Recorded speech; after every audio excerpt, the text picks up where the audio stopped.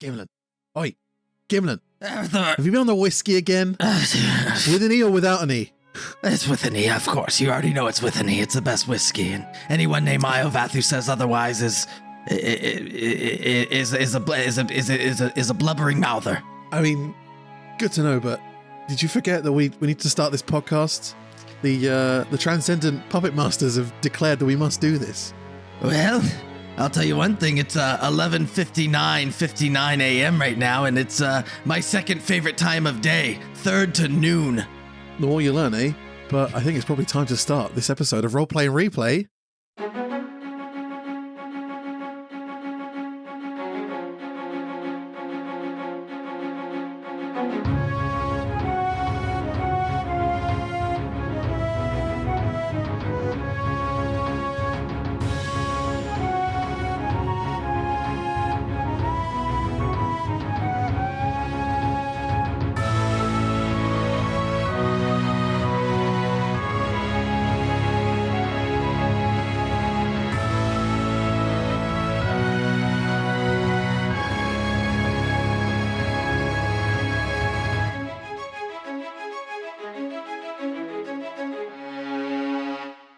I have never felt so nervous for a podcast before, and all of a sudden I do now.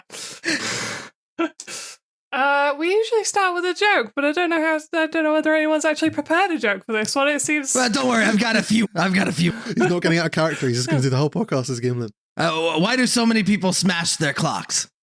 To kill time. Amazing. Oh dear. Our dog is called Rolex. He's a watchdog. I can't believe I got fired from the watch factory after all the extra hours I put in. And closing off this round of Gimlin Tells Time Jokes. Amazing. Hello, everyone. And as you may have determined, assuming you haven't clicked on this podcast randomly and you have actually listened to previous episodes, we have a special guest. Whoop, whoop. Say hello, JJ. Hello, Donnie, folks. whichever you prefer to be called. You could call me Donnie. We've spoken about you a fair bit, along with the rest of people in our group. Why don't you tell us a bit about Gimlin? Yeah, so in Pine's campaign, I play a character named Gimlin Timbermissile, who basically he's a chronomancy wizard. I have also never seen Critical Role, so I'm making 90% up of it as I go. Basically, Gimlin's whole thing is that he was imprisoned in under a military contract for the government, designing spells for Braydale's university, and essentially he created magic missiles. So you can thank Gimlin, everyone. Thank Gimlin. Your level 1 wizards have nothing else. Brilliant. And I'd tell you to introduce the character you play in the other campaign, but there's been so many.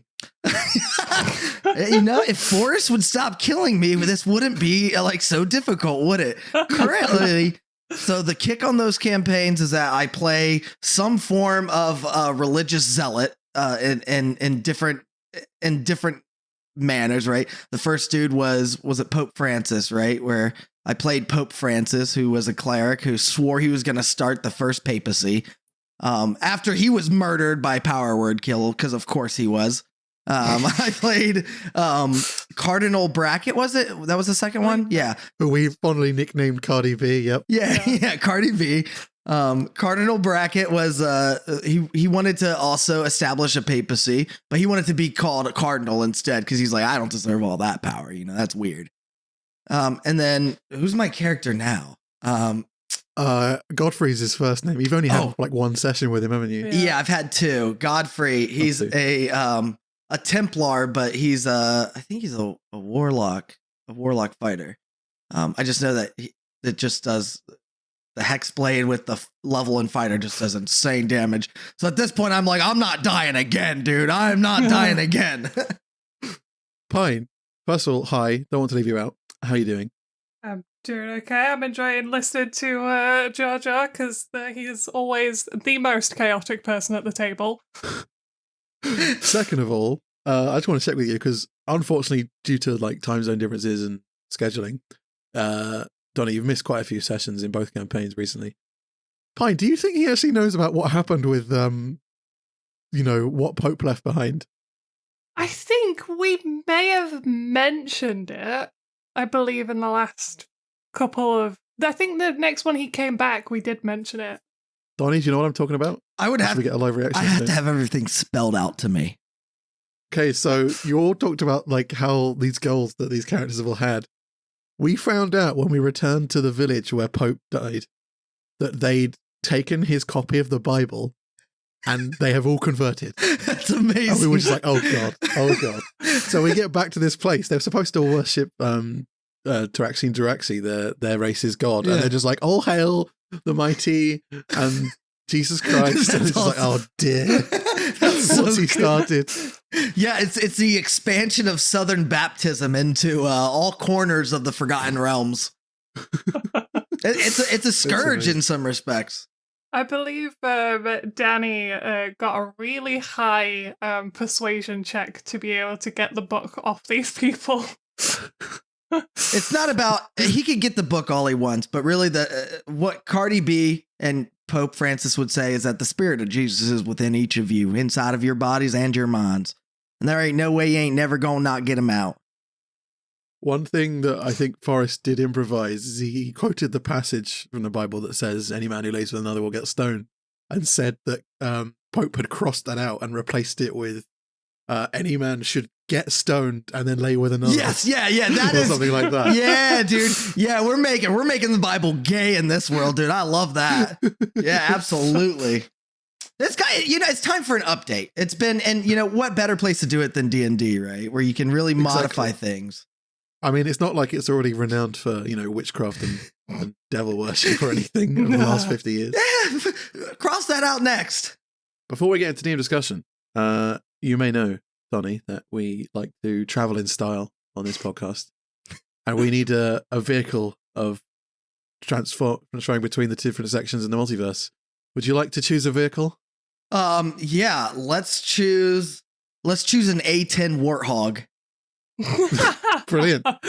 Amazing. I'll ride shotgun. Yeah, and don't forget that this podcast is now technically international. Oh, yeah, you're right. It is. True. But yeah, on that we hop and chug along into DM discussions. We shall.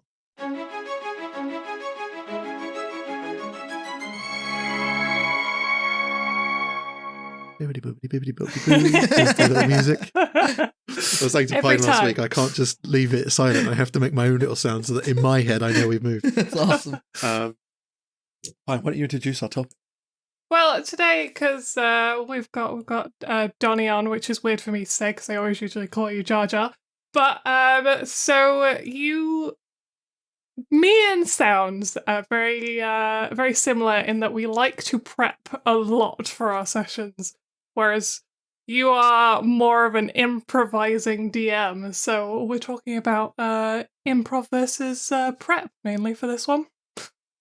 Yeah. And we're just going to throw a bunch of basic questions. You can just ramble about whatever you like. Maybe some more chill discussion afterwards. But yeah, improv. How much do you actually prepare for the average session? So before I answer this, I want to ask you guys how much you prepare for a session. Because I hear Pine's prep time is insane. My prep time is very high. I know a lot of people will say you should prep like for the amount of hours you plan to run. So if you're going to run 4 hours, then you prep 4 hours. I may have spent several days prepping for like one session, like at like 4 or 5 hours a day, just making sure I've got everything ready. But I think it depends, because I think that was when you guys were like going to a new place and I hadn't really done anything for it before. So it's like, I want to get everything down. Whereas when I've got most of the place that you're in, it doesn't take me as long to prep. Yeah, I don't know if I'm quite that extreme. If a session is happening in the wilderness, I'll probably take like 3 hours tops to plan like an encounter and balance it. Probably less than that. Maybe if I'm drawing a map, it'll take up to 3 hours. If you're arriving in a town, I'll spend like twice that much planning the town. But chances are I won't have to prep again until you leave that town. So you've been in a town called Callie's Rest for the last 8 sessions or something? Something along those lines. And I've probably prepped since you got there. I've probably only spent about 4 hours prepping total. But before that, I would have spent loads of time actually getting that tent ready. I wish I could do that little amount of time, but I just spent so long. Yeah. I mean, I've got my first session tomorrow after a month break because Forrest's been away, and the only prep I've done is writing a recap because everything else is just ready. But other than that, yeah, we do over prep definitely. Yeah, I don't prep even close to what you guys prep. They say 4 hours if you're playing 4 hours. I prep 20 minutes for a 4-hour game. I'm not kidding. Okay, so that prep is not just that's just like the writing the introduction or the recap, right? The recap takes, and for me, the longest amount of time of anything I do.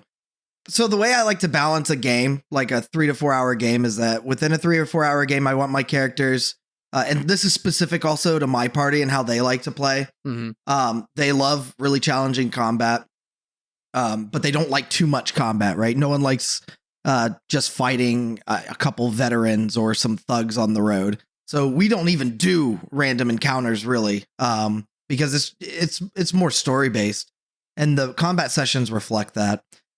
The way that I run a game is that in each 3 to 4 hours, they should have one major hook to lead them towards the overarching goal of the storyline, right? So in the case of a BBEG in my game, who's going to destroy the world, right? Generic. I love playing on tropes. Terry Pratchett's one of my favorites. So they have that main goal, and they should have a hook that leads them closer to that direction. And then in that hook, they'll have some kind of role-playing conflict, which can turn to combat if they want it to. Or I'll present them an option later to have one serious, one major combat encounter. So it could be like, it's always like a really difficult NPC, although I'm also pretty liberal with the weapons and magic items I give my party. So, one hook, one major combat encounter. Then from that combat encounter or that RP encounter, whichever one, is presented first and how they choose to deal with it.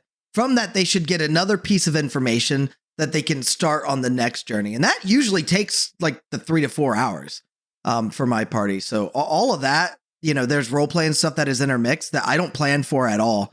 I have just a general world, and to populate it, I just think of who would be there, and that's it. I mean, doing the maps in Roll20 takes about 10 minutes, 20 minutes for the recap and just 3 or 4 bullet points of the those 3 things that I like to lead to them in a day. And then I'm done and I just run it, and I let the players fill in the blanks.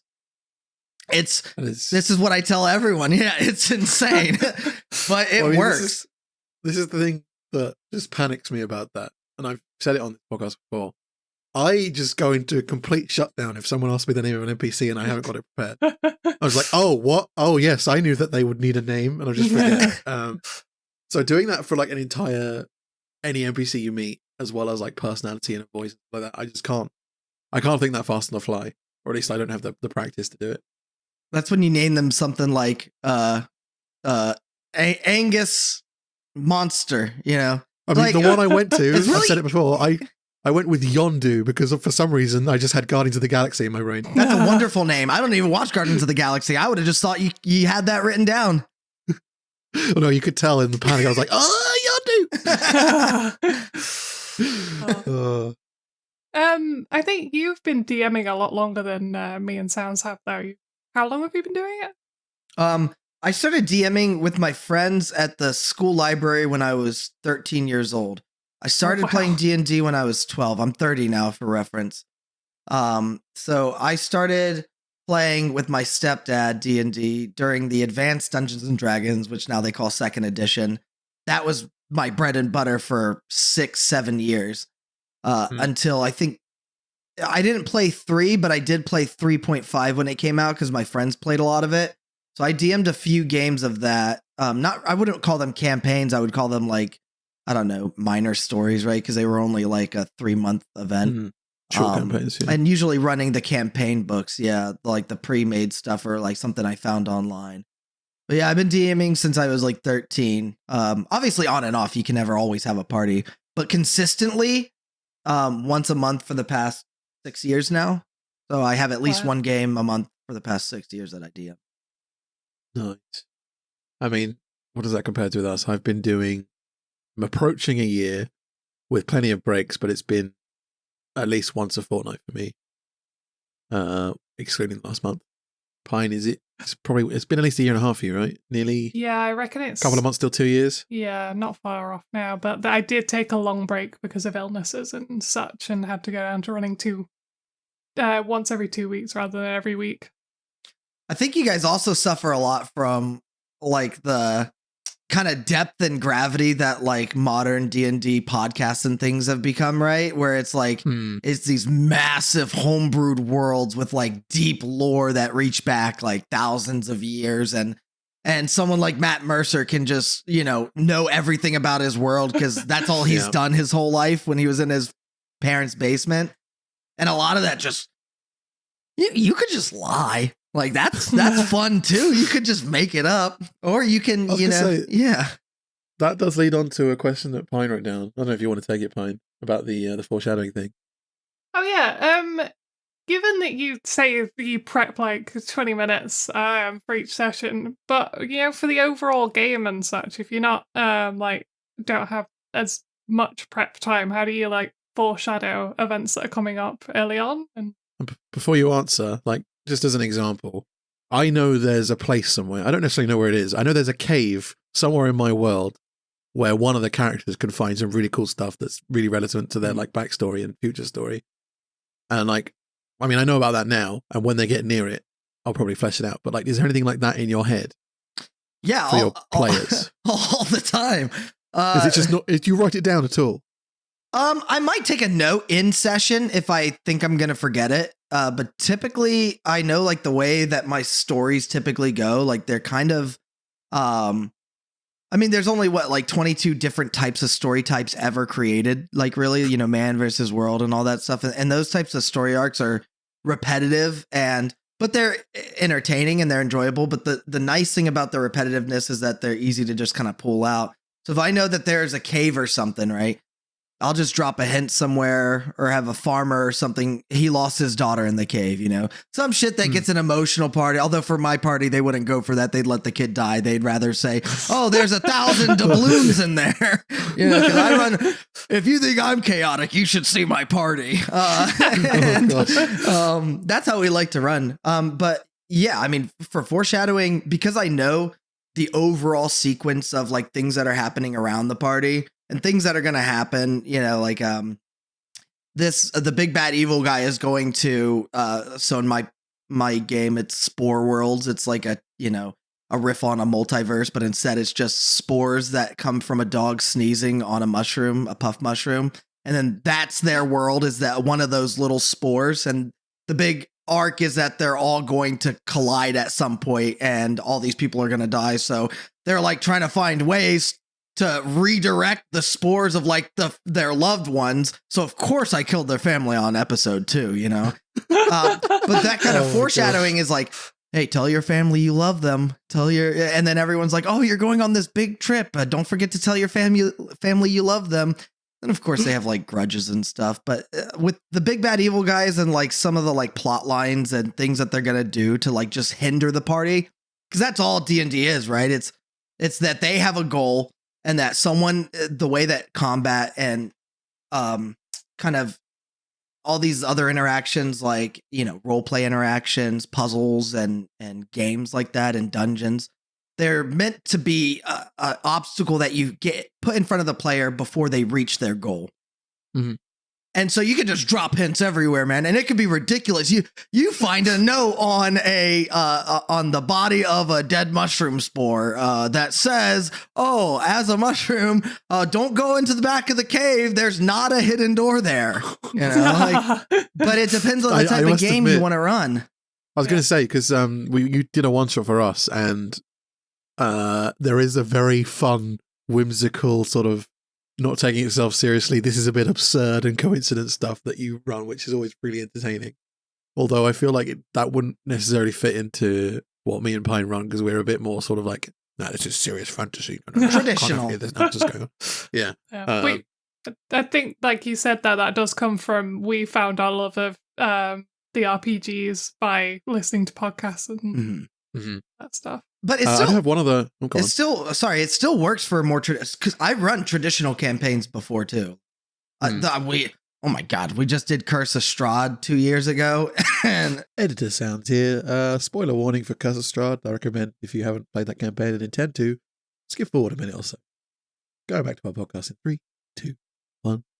that game is cursed. But that game is like, that setting book lacks like so much detail and so much kind of notes and things that the party doesn't see that's behind the DM screen that feels weird to just say, oh, and he is also married to this lady, like, or like with the obviously the big one is the bone grinder hag, like she's the same one that was selling you pies. So instead you do like, you say that she's acting kind of sketchy. Yeah, spoilers. Honestly, if you haven't played that campaign, and gotten to that part, you don't deserve to.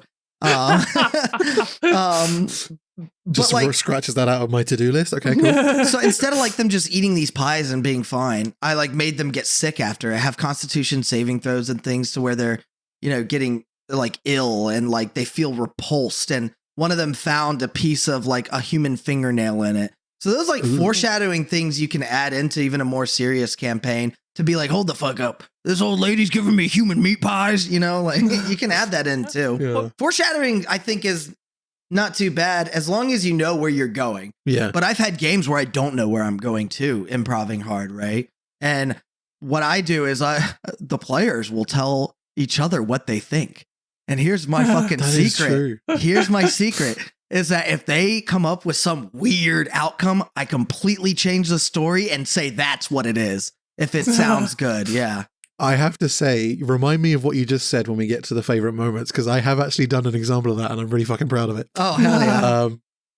One other thing I wanted to follow up that with that though is you mentioned like the 22 types of story. Have you actually spent time like reading into like I guess studying not necessarily professional, but storytelling as a subject? Because that's something I have not done. I'll look into individual aspects of D&D like puzzles and combats and things like that. But as an overall, storytelling as a sort of device that could be reused for writing books or writing films and stuff, I've never really looked into it. Have you?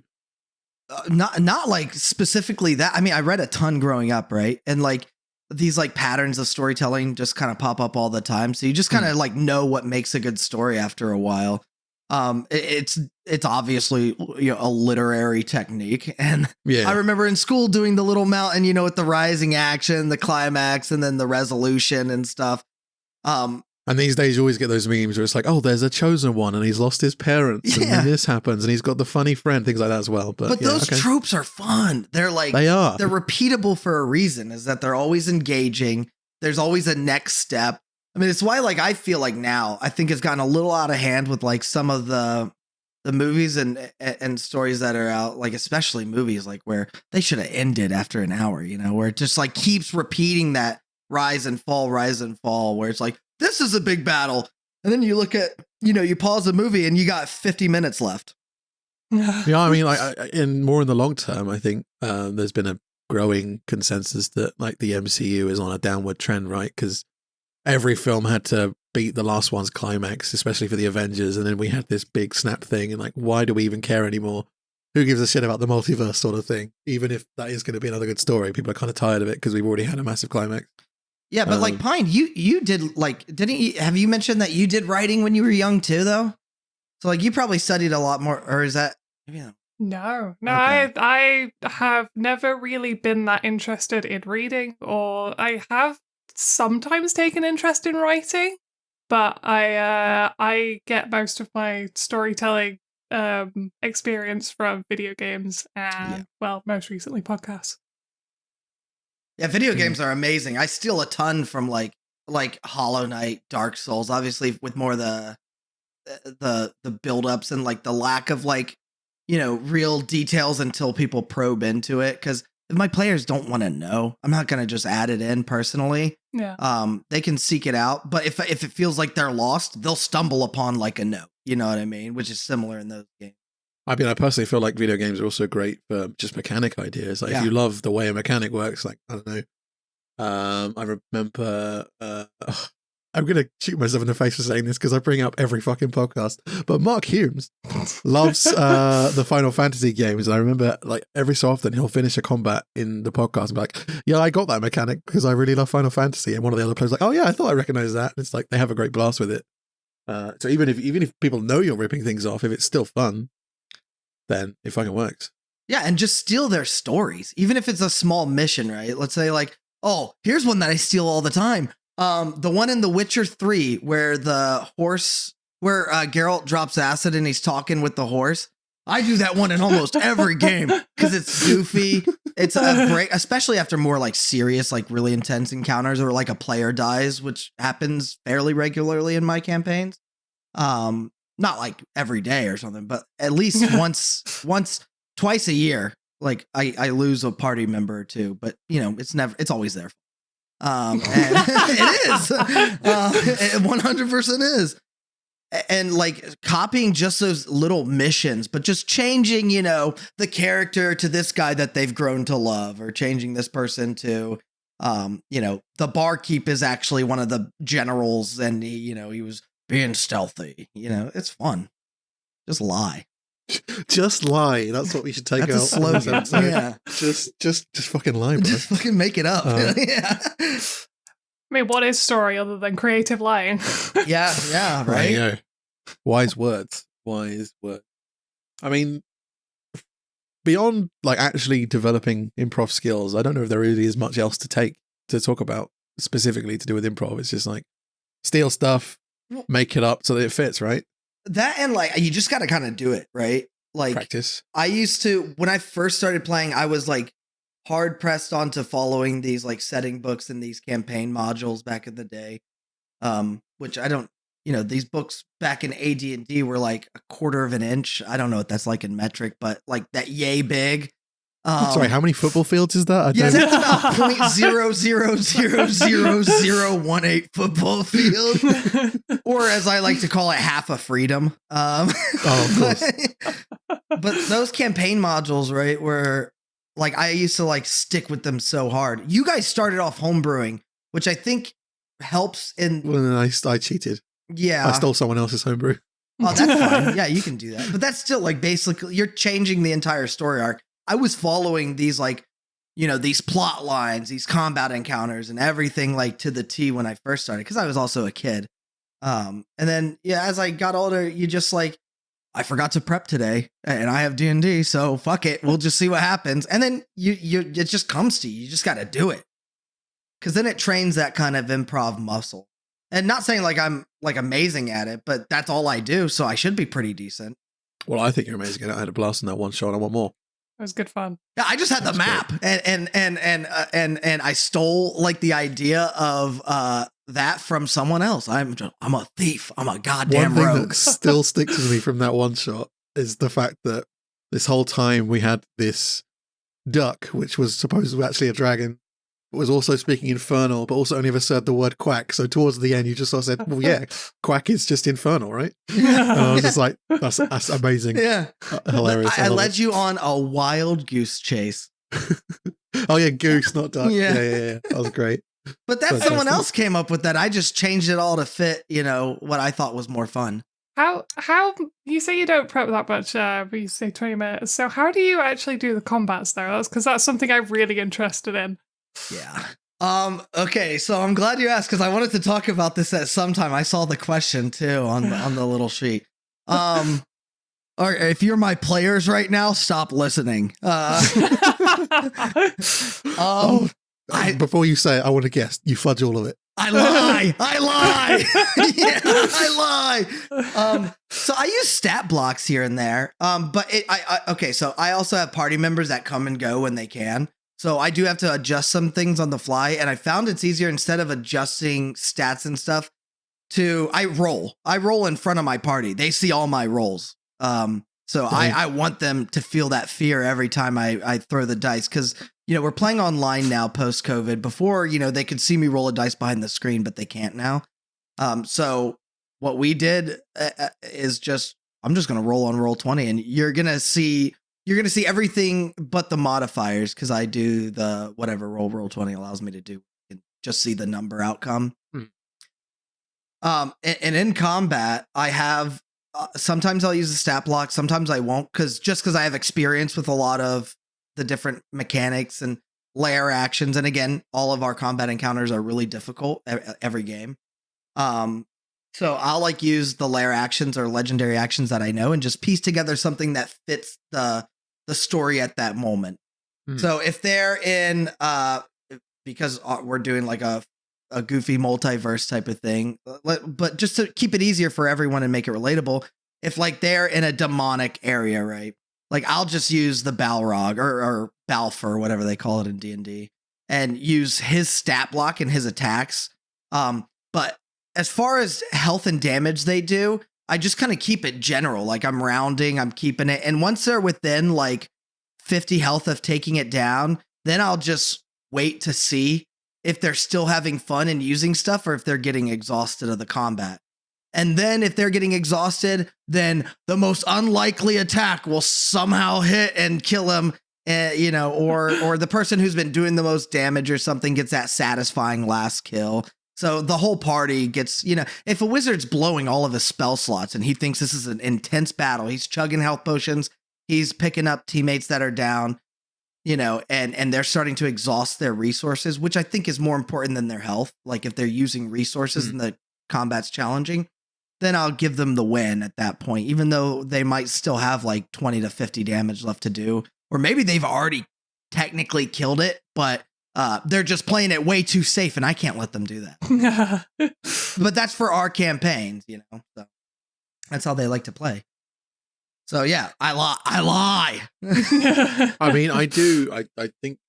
Yeah, how do you guys do it? Do you guys? I think it's good for any DM to be flexible with the on a main bad guy, because you never know if like 3 people are going to get massive crits. It's like, oh, this big combat we've been leading up to is just over now because 3 people rolled lucky, or otherwise because you miscalculated, what people could do and how difficult it would be. So yeah, I've been flexible with hit points. Other than that, I do use. I don't necessarily find stat blocks. I usually just make them up based on roleplay. Basically, if I think this person's charismatic, I'll give them a high charisma bonus. Right. I don't know why I'm saying it like that. And then I'll think, do they cast spells? What level spells are available to someone of this difficulty? Do they have other abilities? Is there some specialized combat they use? Like one of the first encounters you guys had was against Guardian, which is kind of like a Warforged, but homebrewed to be different. And he had this double-ended, what was it? Was it a scimitar or was it just regular big chunky blades? I can't remember. Whatever it was a double-ended sword, both ends of the hand. Sick. And, so I just gave him a bonus action that meant he could attack with the other end of it and still get his modifier, unlike usual dual wielding. So, I'll specialize combat for martials like that. Do you write that down or do you just know? Oh, I put it in Roll20 because if anyone wants to know what the ability is, I want to be able to press the little speech bubble thing so they can see it. Yeah. What about you, Pine? I spend a long time looking at stat blocks. I spend a long time doing everything. And I actually do look at the CR of creatures and I'll work out, like, based on the system in the DM's handbook, like whether it's going to be easy, medium, hard, deadly. And I'll work out the XP and everything. But I do tend to tweak quite a lot of the stat blocks that you get. So especially if they're an interesting character, I'll try and find something that's basic, like just a stat block, like not even necessarily the same race or class. I'll just find a stat block and I'm like, this kind of fits what I want, and then I'll go through and edit it for fitting the character. Interestingly, I do exactly the opposite of that. I do that for like minions. If I've got like a whole bunch of what was a good example? Like you remember when you met Brookstone and he had all of his little thugs who worked in the mines. I literally just found, I think I may have just taken the bandit stat block and then just changed some of the words in it and changed the picture, and that was all of their stat block, and then Brookstone stuff had his own. So yeah, I do that with minions because I can't be asked to spend time giving like the people who are supposed to be easy to kill. Can't be asked to spend time on, giving them stats and stuff. I'll just chuck stuff in, hope it works. The captain that you encountered recently, I can't remember, Captain Falcor, I believe. he is probably that whole encounter and him and the ship that he was on was probably the most time I've spent like trying to make a CR creature that's balanced like for you guys, but is also like challenging in case you guys did fully get into the combat. But at the same time, like they were aware that fighting isn't always the first option. But if you had like gone in combat fully stage by stage, then he would have been a very interesting encounter to Oh, face. you make me feel bad now because we skipped past so much of what I assume you prepped for that. No, it's fine. Like I say, it may not be the last time you see them. True. I mean, it ended. Right. I don't know if you were there, Donnie, but Danny or Srothan did basically threaten him at the end. So I was like, great, we just made an enemy for life. Who doesn't, Danny? He smiled at him. Yeah, with his smile. It's that damn smile, dude, every time. So we're talking a lot about like improving and stuff, and I don't think over prepping or improv is necessarily better than one or the other at all. I think it just depends. Yeah, it's on the DM. So I guess the real question is, I improv heavily because I hate prepping. I got a busy life. And I like started practicing it because of that, right? I was like late to DM, and I was just like, I'll put it together. I know general story arc mechanics and how things should go, so I can just do this on the fly. I understand, the way that the D&D combat system works, and my players know their own characters and classes, so I don't have to know what they do. I trust them to read everything properly, unless it's something egregious that's wrong, then I'll help them. But do you guys, and I do that because I enjoy not prepping so much, while still having like what I consider a fully fledged world. Like, we make shit up and the players contribute to the lore. They'll say, oh, I know this bartender in a planet they've never been to. I'm like, oh yeah, they traveled here. Yeah, they're excited to see you. Do you guys enjoy that level of prep? Yeah, that's the question. Because if you enjoy it. Depends on the aspect. Not a fan necessarily of finding or even creating my own maps. Probably not necessarily a fan of preparing things like shops. Although sometimes if there's an item I think that a particular player will like, and I'm like, I want to give them access to this item, I'll enjoy that. What I absolutely love is some of the stuff we were talking about earlier with foreshadowing and story stuff, where I can just be like, oh, Smite's going to love this. One of my characters, he plays a guardian, is like paladin for a goddess who's been killed, and like if I just give a clue to the backstory to do with how she was killed or whatever, then just things that link together. I love watching things link together, and I love the oh my god moments you get when you're watching something, you get a plot twist and everything starts clicking. I love sort of planning those, and those are the things that I really enjoy about prep, and why my Obsidian, which is the program Python I use to plan things, has so many pages and links in it. What about you, Pine? So it depends. My mood fluctuates a lot, and sometimes it can be pretty stressful if I feel like I'm not prepped enough for a session that's coming up. But I'm quite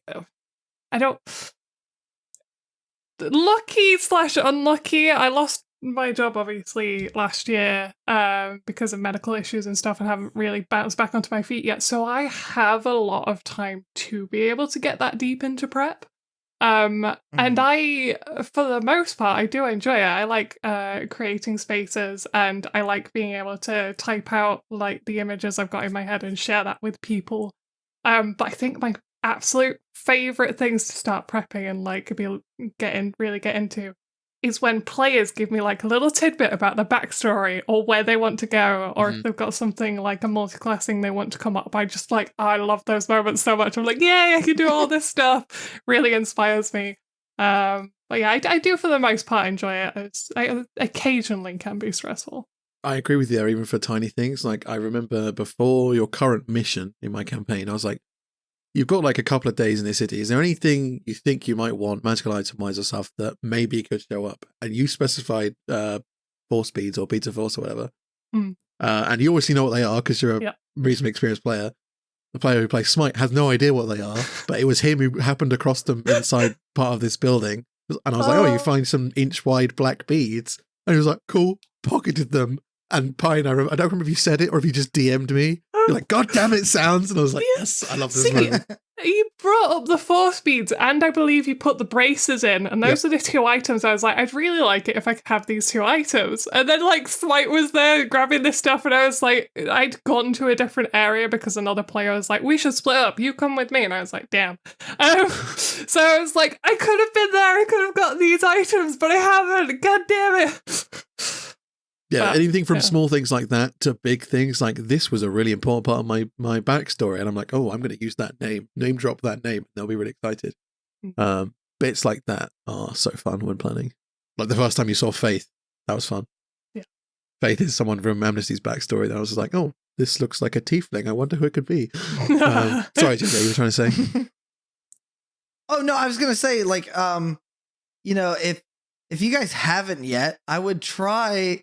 You know, I would try for lack of a better word, the more liberal and chaotic approach to it of try a game without prepping that much. Like, do your backstory and then generally where they're going and try not to do too much other than, the maps and things that you need to do. Just give it a whirl because it can feel a little stressful at first, but the players already know what they want to do at this point. Now, heavy prepping in the beginning of the campaign is, obvious. You got to build your world to some degree.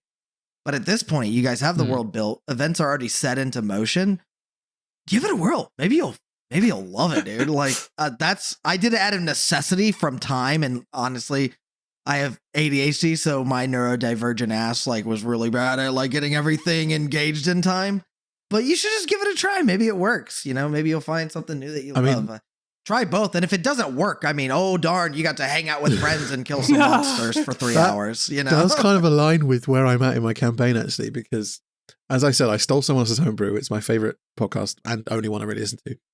And I fell in love with that campaign properly when they reached session 26 or whatever. And this big event happened. And I was like, okay, the campaign I'm writing is going to be loosely railroaded to that episode because I want to recreate that experience for my players. After that, it's just going to be a sandbox in the same world. So there's every opportunity that after this next session, I could just improvise. Maybe not everything, but I certainly might give that a go. I tried it a little bit in the last game that we played, because obviously you weren't there, Donnie, and Leaky wasn't there, so it was a bit more of a chill one. So the stuff I had prepped really didn't want to get that much into because obviously it's nearly half of the players weren't there.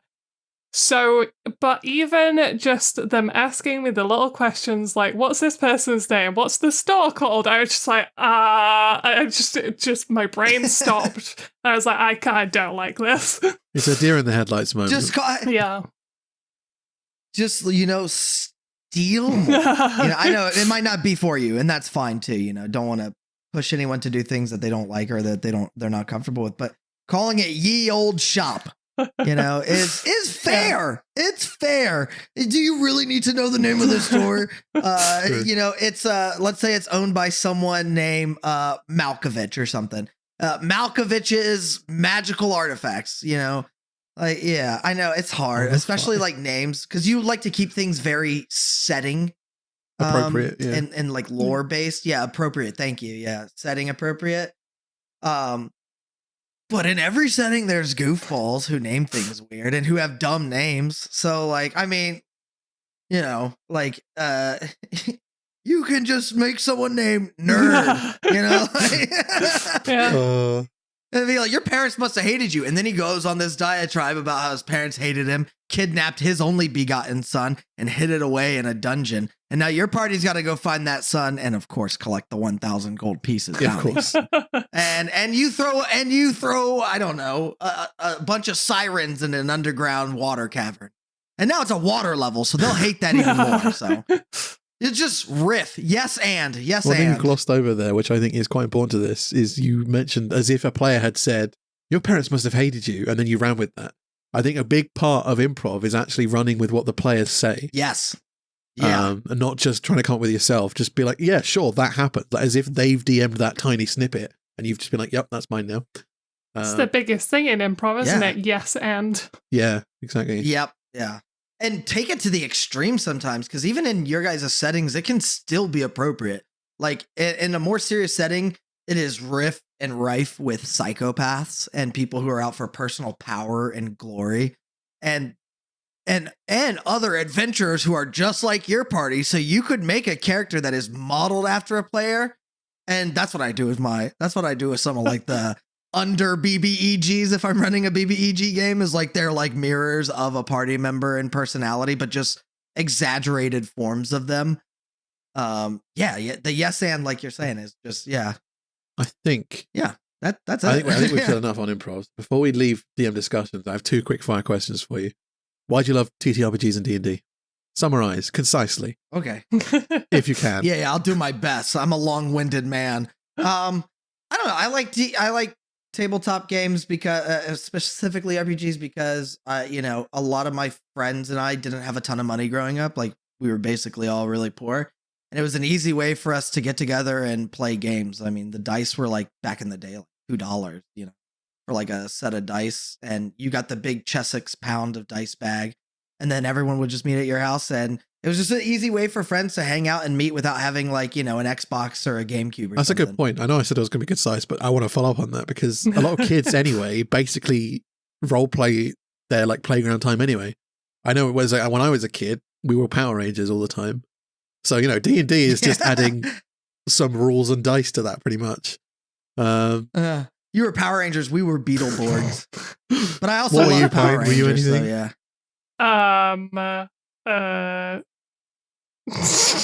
Apparently not. I don't want to be depressing here. I wasn't a popular kid. I was in the corner drawing. Oh, no, neither was I.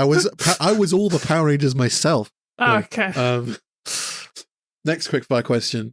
If you can remember, is there anything from previous editions of D&D that you miss? Yeah.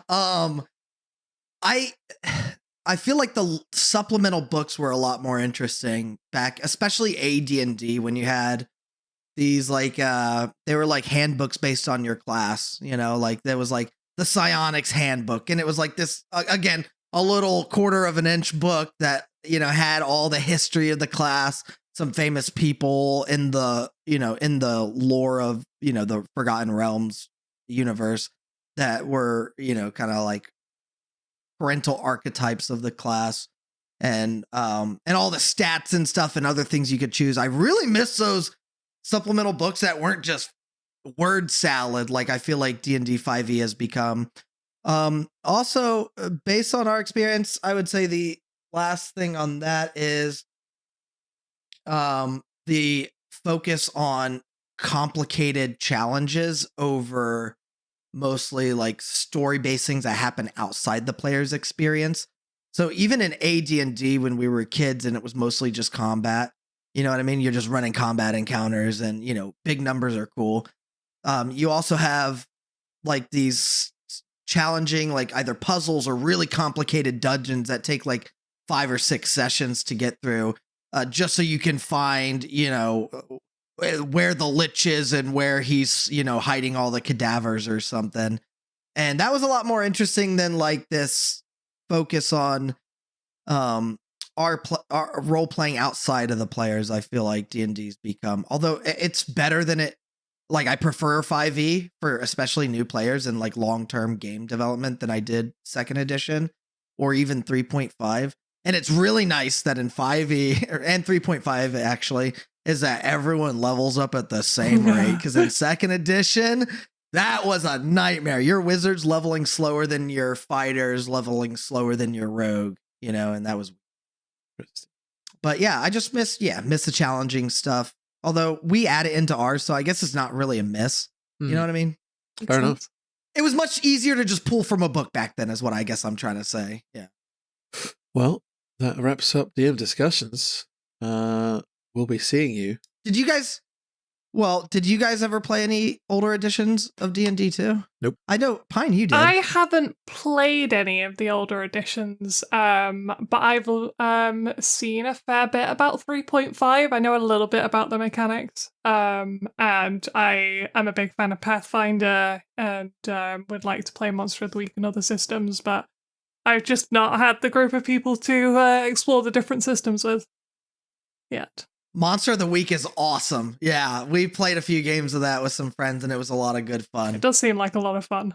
That's the D6 system, yeah. Yeah, we should get a gatekeeper. Definitely. Because I love how one of the actions is kick ass. I believe that's the right system. Kick some ass. Okay, yeah. That game's a lot of fun. Yeah. It's good. Brilliant. Well, I think that wraps up the discussion. So we shall hop aboard our Warthog. Was that what it was? That was what it was, wasn't it? Yeah, it's an A10 Warthog. And hop along to favorite moments. Do the tune. Do the tune. Greetings, listeners of Roleplay and Replay Podcast. 'Tis I, Gimlin Timbermissile, master of chronomancy, arc researcher, reader of many and sworn enemy of age and time, and don't forget the inventor of magic missile. It would be really great if you could take the time to like the episode and follow, subscribe, or whatever is relevant on your platform of choice. And don't forget to tell your nerdy friends, or I'll send my good companion Srothin and Eovath heading your way. Back to the Puppet Master Overlords.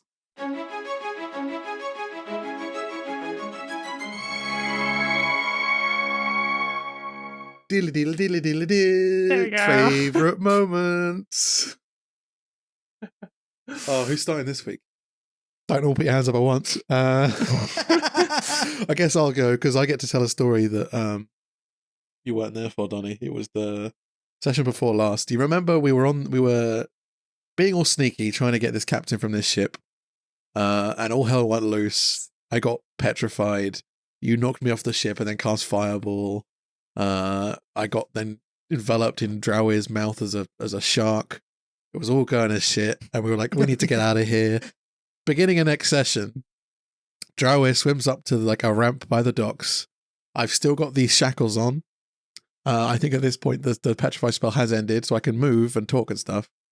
But we've got these shackles on, and we find that both magical and physical means we're not getting these shackles off. And then a guard approaches and says, "Who's down there?" And we're like, "Oh shit! How the hell are we going to get out of this without being really suspicious?" And Forrest just came up with the best improvised solution to this scenario ever. So picture the scene. I'm down there covered in water with my hands tied behind my back. And Forrest improvises a pet name and the fact that we were playing around doing couple stuff, trying to be secretive, and we didn't mean to be caught.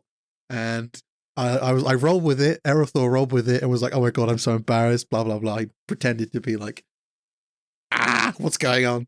And this guard, Forrest said later, if you want to lie to someone, make them embarrassed to talk about it. And that's exactly what happened. The guard was like, "Oh my god, I don't want to know anymore. Just get out of here." Then Eovath walked up and sort of played it. She was like, "Oh, I thought I saw them playing around earlier."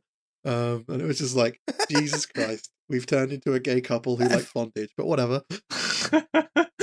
Forrest, in my opinion, is also really amazing at those social interaction improvs. Like, yeah, I love it when he does, especially that weird stuff. It tickles my funyuns. It was beautiful. It was beautiful and terrifying, and I'm sure Erothor is now traumatized by it. But that's my favorite moment of the last couple of weeks. Shall I jump up next? Go ahead. Hello again. Editor Sounds here for the second time. Just here to inform you that unfortunately we lost JJ's audio for this section of the podcast. He will be back in the mini RP section, so hold tight. But just wanted to let you know, going back to the podcast once again in 3, 2, 1. So this is from the campaign that I play separate from you guys, with my character Sorcerer Ember. We stumbled into quite a fair bit of money recently, well, actually a while ago, and I basically just bought a load of scrolls. So many scrolls. But one of the scrolls I picked up was Polymorph.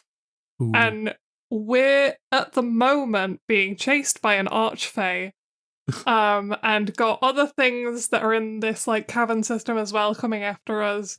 And I was like, I could polymorph, but if I'd like learnt this spell, I could twin spell it. So, but the DM thankfully let me twin spell the spell scroll with using inspiration. So basically, the two party members that were like on the tiniest slithers of health, I basically polymorphed into a large creature called a Savager. Don't know whether you know of it. But it's basically a giant bear, but like porcupined on the back as well, and like really sharp teeth. And it was just like, things are gonna get weird, and like turned these two people into it, and it was just like a fun, chaotic moment, just like seeing these two players go, oh, okay, got a new sheet now. Beautiful, love it. I mean, normally we'd wrap this section up here, but in the spirit of the topic of improv, as I mentioned earlier, we're gonna go through some fun improvs we've done as DMs. We spoke earlier about rolling with what other players have said and using that to be what you sort of improvise. The very first, what I would say is a proper dungeon, and it was sort of underground in a cave, and it wasn't necessarily explored and commonly inhabited or anything, that I ran. There was literally like a treasure room at the end. And one of my players, Ark, who has sadly left because he didn't quite have time to commit D&D anymore, but at the time he was getting into it. And he was like, oh yeah, I want to get all the loot, and they basically found a treasure of some golden gems and another box containing these like statues of previous dwarven kings. And he sort of got there, I was like, oh damn, I thought there'd be more. And I sort of panicked for a second. I was like, hold on, sure, there's more. And then I was like, I got him to like roll a perception or whatever, and he managed to find hidden beneath a secret stone like trapdoor kind of thing was another box containing an even more precious statue made of diamond instead of gold or something. And that one addition of adding that extra statue and making up its name on the spot then spiraled into what would have become his entire player character arc, which is now just happening in the background of the campaign because obviously he's not playing anymore. That entire arc wouldn't have happened, and it's going to become relevant in the future. I won't say when, because otherwise that would spoil it for Pine, but I was quite happy with that spur of the moment decision to be like, yeah, there's another statue. Just if paving a trail for the campaign to change in the future. I was very proud of it. I am gonna struggle here, because I'm not really sure there's been much other than an occasional NPC or shop that's come up that I have improved. I had, but I think the moment I'll bring up, I'm not sure if I brought this up before, was I had a group of students going down into the caverns, ruins underneath the city. I knew basically what they were doing. I knew where they come from. I knew who the leader was, just in case you wanted to interact with them. And then you guys decided you were going to follow them. Oh, I love that. We derailed that so hard. Carry on. It wasn't so much like an improv at the moment, but it did lead to me having to come up with like the map for where you were going, interesting things for why you were down there, and it was it definitely became more than what it originally was. I mean, it evolved into like a 10-session side quest. Yeah. So this is definitely the first take here. So basically, seamless. My favorite improv moment is I have a party who's hunting down this big bad evil guy named D. Rossier. Basically they're on a spore world, like I mentioned before. Essentially, they're traveling to these different worlds, and through actions of their own doing are inadvertently helping the big bad evil guy destroy the world with him, and have also tried to join sides with him a few times, but they just weren't good enough. Yeah, which I want them to join sides. That would be hilarious. But so on this one, they're going to this new world, right? And they bounce from all these fantasy, forgotten realms-y driven worlds, and that's basically what they're expecting. And so they're saying like this in the game, we're probably going to go to the Feywild or something like that next. So I was like, I'm going to ruin your whole days. And as they're talking about this, I'm looking up urban battle maps on Google and Reddit. And I find one of New York. So as they're talking, I put this into Roll20, get some taxi figures and an Italian guy eating pasta, like a little image of it. And they land traveling all the way to New York, a United States America on Earth in our timeline, present time. And so they're there, and immediately taxis honking at them as they land in the middle of the road on like 5th and 4th Street, like right around there. And the taxi's honking. And so immediately my sorcerer in the party, Davos, throws a fireball at it, causing killing people. And the whole point of them coming to this next place was them looking for a weapon to defeat the big bad evil guy. And so when they talk to Vesiper, a spore lord of like ancient knowledge of the mycelium network, he tells them, yeah, it's about a mile underground in the subway system and under a secret military base, and it's called a thermonuclear weapon.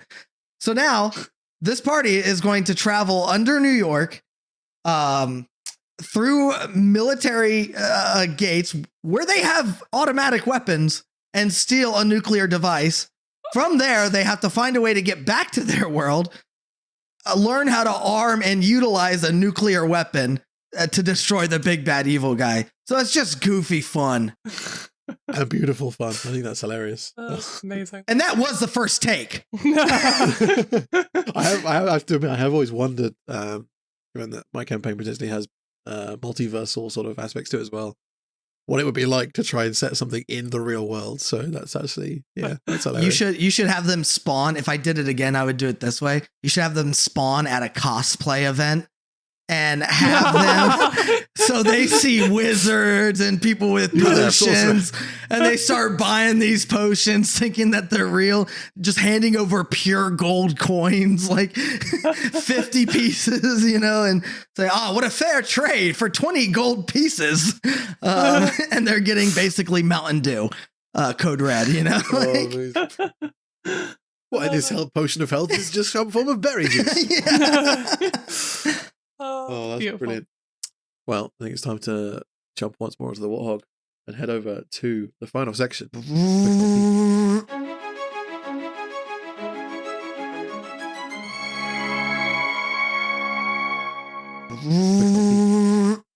That's what it sounds like. That's the noise I need. So, we have a guest.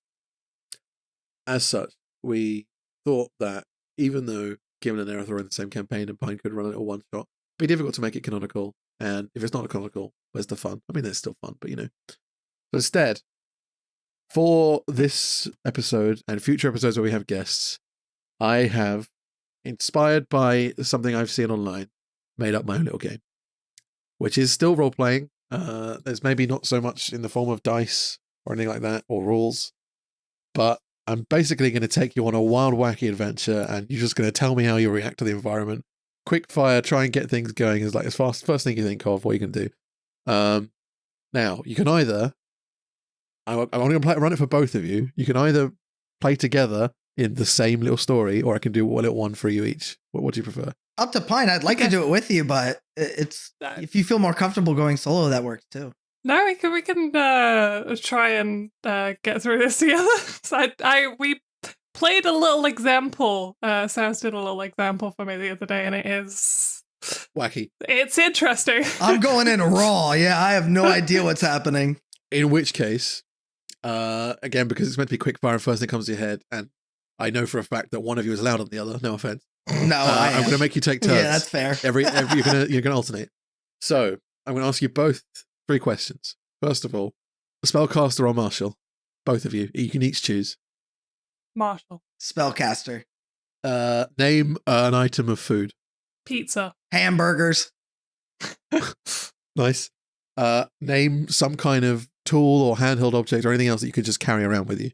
Ooh, screwdriver. Chainsaw. I was gonna go screwdriver. Not fair.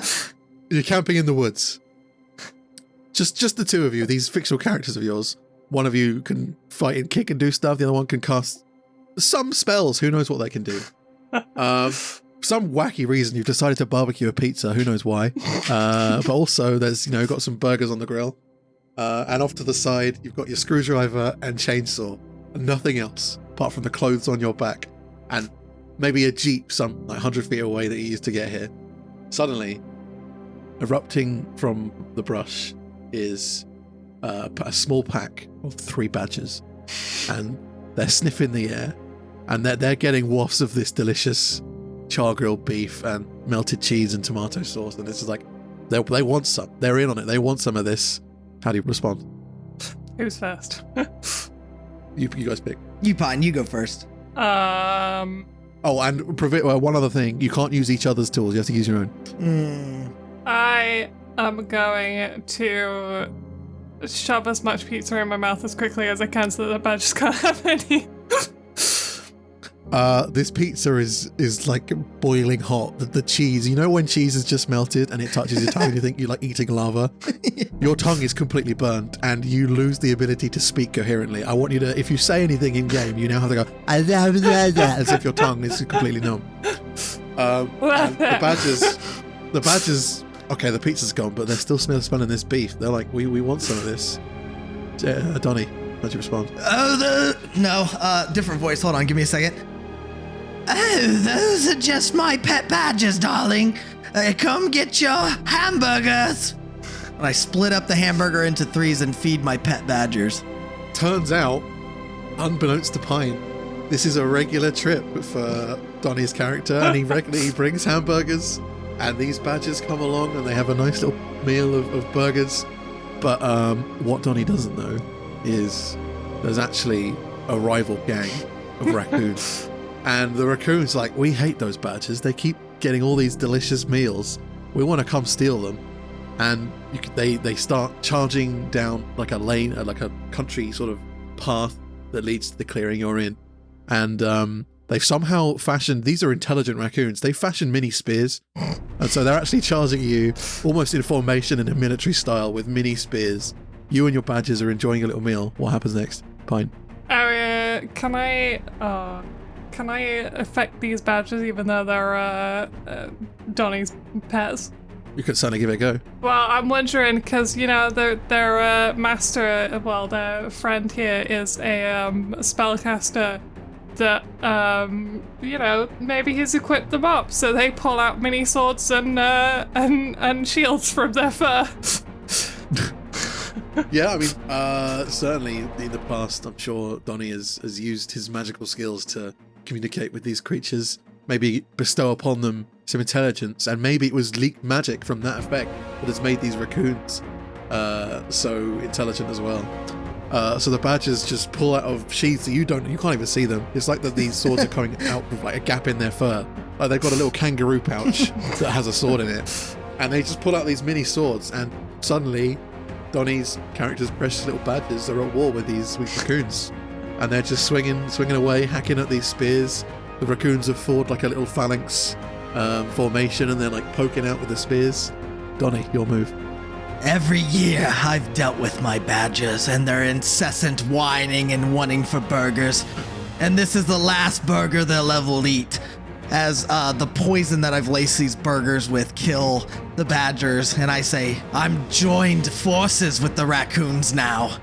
And then I pull my chainsaw out and point it to Pine and say, join the raccoons or perish. So the badgers who thought they were doing well with these swords, maybe they take down one or two raccoons, but suddenly they start clutching at their throats and vomiting up these burgers, and one by one they all fall, and then the raccoons scurry over to Donnie and encircle him, and they start going with the little spears, and Donnie's just holding up this chainsaw. He revs it.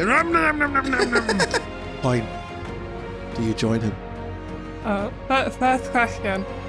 Do you play the pizza? That's what you think I'm a psychopath? Of course not. I could fly. And so the inauguration meeting of the wildlife army of raccoons, Donnie and Pine occurs, and over the next few years you go on wild adventures. You basically form a special operatives military force, but with no real, there's no nation behind it. It's just for your own whims. One day one of you was like, I fancy doing this, and you go off and do that thing, and then some years later you find yourself in the middle of a mission, and you're staring down, you and I'm going to say 5 raccoons. They're getting quite old now, because I don't know how long raccoons live, but they were already old to start with. They've got some greying whiskers, some of their skin's a bit droopy, and you're staring down Maybe there's like carnage and overturned cars in front of you. You're on a bridge. You're on the Golden Gate Bridge, and with some overturned cars between you, on the other side is some US military forces with tanks and guns. What do you do, Donnie? Well, it was nice knowing you guys. And then I charged the US tanks. Never forget me! Some of the raccoons are going, me. They're like crying out, no, don't do it, our father. And you charge forward with your your chainsaw, revving away. And the US military is just like, what's this guy doing? And they just mow you down. And the momentum of as you're running, this chainsaw goes flying out of your hand, splay your arms wide and fall down a heroic death. Look after my raccoons. Would you pine? In the last moment, in your last moments, you have a chance to release some magical energy, and you glance up and you see the chainsaw and you see its trajectory, and it's heading for what you somehow know to be a key structurally integral part to holding this bridge in one piece. Do you do it? Do you make the chainsaw mega powerful? Will my raccoons and Pine be safe? You don't know. I aim the chainsaw at myself. Sparing yourself from dying a slow and painful death, the chainsaw falls through the sky and just impales you vertically, cutting through your brain straight away, and you just die instantly. The military, though, they're still there. They're still after you, Pine. You just watched your friend and leader of the last 2 years die a tragic death, quite needlessly. What do you do? Why didn't he use his magic to create a shield?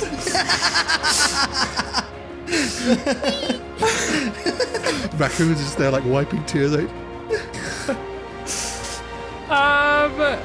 Can I, raccoons head the other way, and then try and, really powerfully throw this, what did I get? A screwdriver towards that structurally integral part. You do, but unfortunately the screwdriver isn't magical and it bounces off. Damn. But you watch its trajectory as it bounces and lands somewhere in amongst the soldiers. And little did you know, one of them had just pulled out a military-grade RC vehicle strapped with an armed bomb that they were going to send your way. And the screwdriver, it's millimeters, it just lands directly on the detonator's button. And before they've released this RC car, the entire bridge explodes. The raccoons survive because you ordered them to retreat, but you're both dead. You survived 2 years. Thank you for playing Absurd Adventures episode awesome. 1. I wanted to have tried to turn around and walk away dramatically, but then just get encompassed by the explosion. There you go. It's fun. Amazing. But for anyone listening, I do want to just shout out the fact that this was inspired by an improv game by some YouTubers called Hat Films, and they called it Wine or Cheese, where it's a very similar concept, but the only thing is you get to choose wine or cheese. I sort of, I made the rules a bit looser and kept the same theme, but I quite enjoy doing that. It's quite fun, and random and chaotic. Oh, yeah, that was funny. You're flexing those improv muscles. Survived a lot longer than Pine did the first time. First time Pine played, she survived like an hour. 2 years is solid. Well, you know what? We're going to make a leaderboard now that I think about it. We're going to have a leaderboard. You're now in position 1 with 2 years. It's just nice we kind of did a time skip too. I mean, that really helped us out a lot. Right? I literally just handed you 2 years. Well, I don't control it. It's just the whims of Absurd Adventures, right? I don't know what to do with it. Just glad those goddamn badgers are gone. You know what I mean? Fucking badgers, vicious bastards. Oh, well, there we go. Roleplay Repo episode 10 is finished. God. Double figures. Double figures. Digits. That was a lot of fun. Thanks for inviting me. It's nice to talk to you guys about D&D, kind of not the 5 minutes before we start playing. It's just cool to hear you guys' perspective on it. I know you guys plan a lot, but just wing it more. It's so much fun. And you can lie. That's my moral, is to just start lying more in D&D. And yeah. Could I just say, by the way, you're the reason, pretty much, I'm 90% sure, that Pine doesn't let me roll real dice.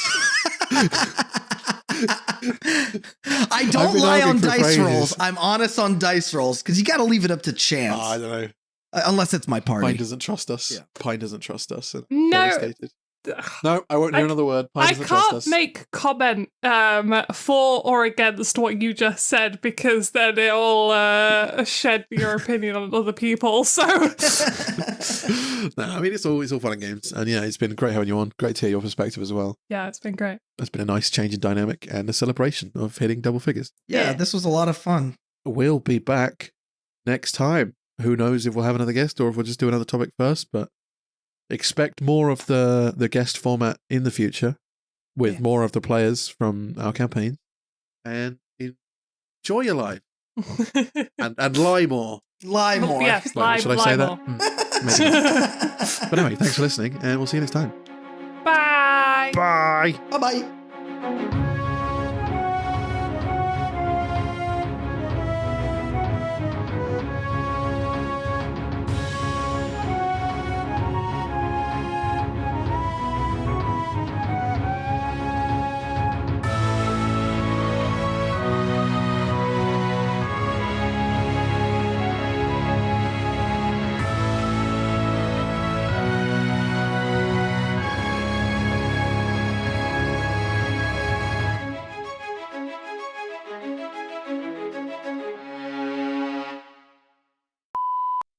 Let's get hype. Let's get hype. Let's get hype. Yeah, so I needed you there on that day, otherwise I wouldn't have been able to do it. So this is definitely the first take here. So basically, Seamless.